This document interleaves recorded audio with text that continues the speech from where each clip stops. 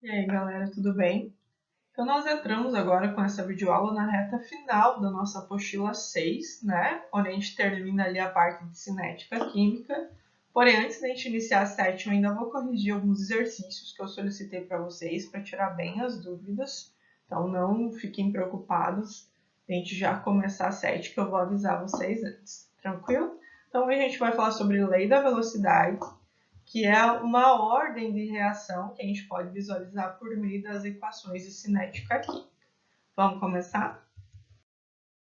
Então, para a gente falar de cinética química, de velocidade da reação, a gente tem que ter em mente que o que comanda a velocidade das reações é a quantidade que eu tenho de reagente, a concentração que nós temos de reagentes, né?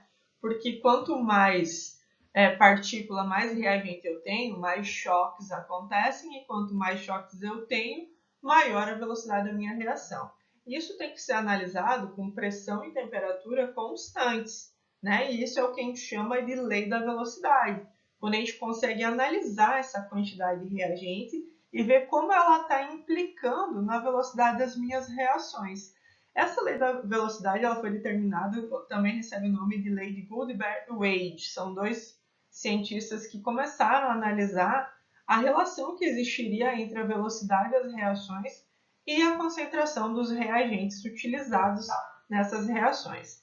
E aí eles admitem que a velocidade instantânea de uma reação ela é proporcional ao produto das concentrações em quantidade de matéria dos reagentes. Nada mais é que, sim, se você tiver mais reagente, mais rápida será a tua reação. Quer dizer que existe uma relação direta da quantidade de reagente, da concentração de reagente que você utiliza sobre a velocidade da tua reação que você está analisando. E a gente pode dividir essa análise da velocidade da reação em reações elementares e as reações não elementares. As reações elementares são aquelas que ocorrem em uma única etapa. Lembra quando a gente viu ali em lei de Hess que elas podem acontecer por meio de uma etapa só ou várias etapas, uma, duas, três, mas continua obtendo no final aquela mesma única etapa que a gente queria? Então, isso é o que a gente chama de reação elementar, aquela que acontece em uma etapa só. Então, aqui eu vou usar de exemplo letras, para talvez ficar mais fácil de primeira ordem a gente observar isso aqui. Né? Eu tenho ali A reagindo com B, produzindo C. Então, eu tenho reagentes diferentes reagindo entre si que produzem um produto totalmente diferente do que eu tinha no início. Essas letrinhas menores, elas indicam os coeficientes estequiométricos da equação, aquele balanceamento que a gente faz. Então, são esses numerozinhos que vão determinar a velocidade das reações elementares. Então, a gente usa essa formulazinha, né, que é a lei da velocidade, ela é dada por essa fórmula. E aí, esse K, ele é uma constante. Geralmente, a gente não tem que calcular. A gente só tem que expressar como ficaria uma equação química que ele vai te dar dentro dessa expressão matemática. Então, se eu fosse analisar aqui, e aí tem que ficar claro aqui que a gente utiliza somente os reagentes, porque o que determina a velocidade das reações é a quantidade de reagente. E aí, se eu quiser expressar essa reação que tem aí, eu tenho que escrever aqui dentro da minha formulazinha a concentração ou a representação das substâncias que participam dessa reação. Então, eu tenho K, que é a constante, vezes a concentração de A elevado ao seu coeficiente estequiométrico, que é o Azinho, né? Vamos chamar assim, Azinho, Azão. Então, é o Azinho elevado, o Azão elevado ao Azinho, vezes a concentração de B, que é o Bzão, elevado ao Bzinho, que é o seu coeficiente estequiométrico. Vamos ver como é que isso fica numa equação ou numa resolução mais perto da nossa realidade. Então, vamos lá, um exemplo de como a gente usaria essa equação da velocidade. Então, analisando o processo químico representado pela equação a seguir, essa equação que está em roxinho aqui, representa a equação de velocidade desse processo. Então, nós temos 3x mais 2y que reagem entre si, eles são os reagentes, e vão produzir z mais 5w. Então, o que eu tenho que levar em consideração? Sempre os reagentes para utilizar essa equação de velocidade. Qual que é a equação? Né? é os reagentes elevado aos seus coeficientes estequiométricos.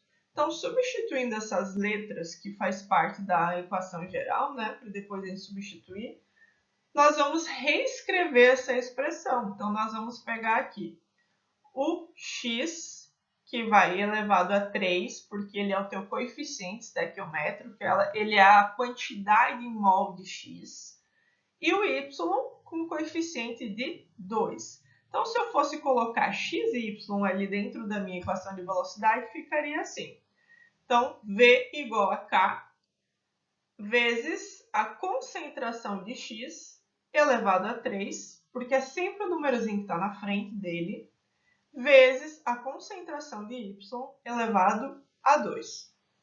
Essa expressão da constante de velocidade, geralmente, as questões pedem para você escrever como ficaria essa expressão. Não que você tenha que calcular. Se for necessário calcular, eles vão te dar dados para isso, né? Mas aqui era só para analisar o processo e representar a equação de velocidade dessa equação. Tranquilo, né? Não tem muito segredo, não. E agora a gente vai ver essa equação da velocidade para as reações que não são elementares. O que são essas reações?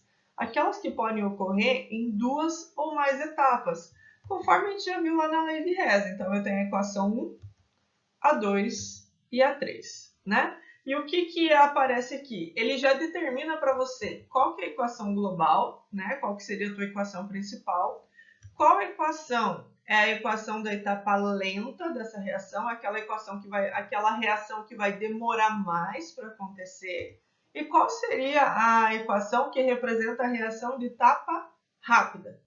O que a gente tem que levar em consideração para calcular isso aqui, né?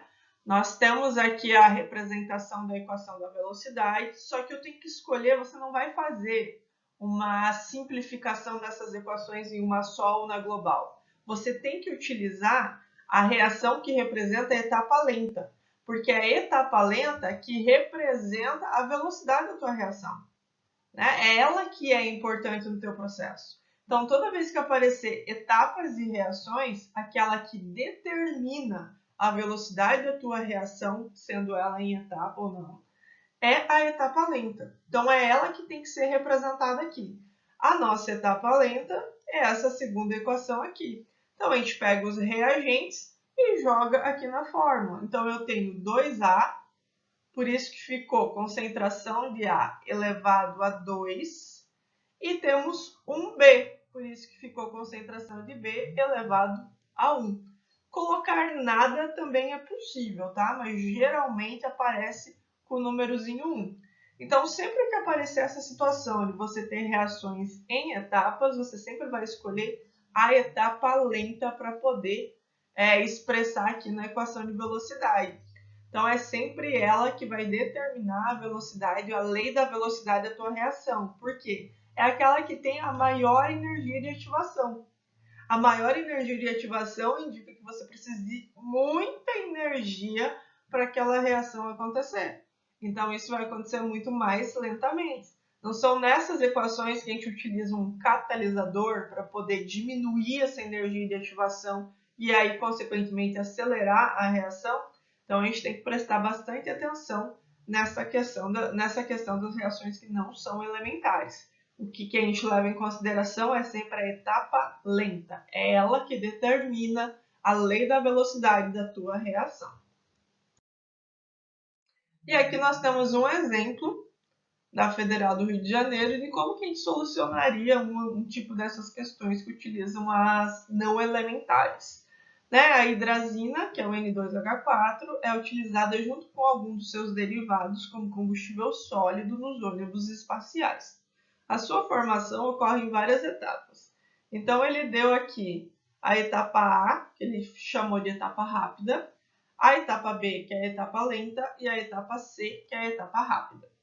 Indique a opção que contém a expressão da velocidade para a reação de formação da hidrazina. Então, o que a gente tem que prestar atenção? Qual opção vai ter que conter essa expressão? Aquela que consegue expressar a etapa lenta. Então, eu vou ter que escolher aquela que tem como os reagentes o NH2Cl mais o NH4. o NH3, desculpa. Então, a opção que a gente consegue visualizar aqui, cada uma tem 1 mol, né? Então, não vai aparecer um númerozinho em cima.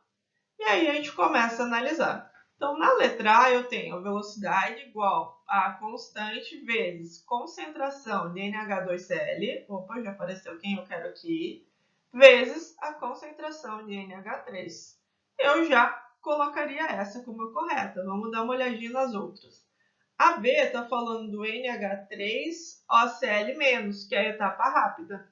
Então, a B a gente corta. Não é a nossa correta, porque tem que ser etapa lenta.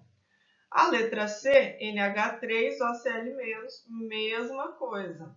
A letra D, N2H4 mais Cl- vezes Cl- vezes concentração de água. Ele fez uma mistura aqui da C com a A. Não pode, é uma etapa só, é uma equação só. E a letra E é N2H5+, vezes OH-, que é a etapa rápida da C. Então, a única correta mesmo é a letra A. Tranquilo, né, pessoal? Não tem muito segredo, é só analisar mesmo a equação. Na elementar, é só colocar elevado o coeficiente estequiométrico da substância. E na não elementar, é só escolher a etapa lenta e fazer a mesma coisa. Tranquilo? Qualquer dúvida aqui nesse conteúdo, me procura, que a gente vai tentar resolver. Até a próxima aula.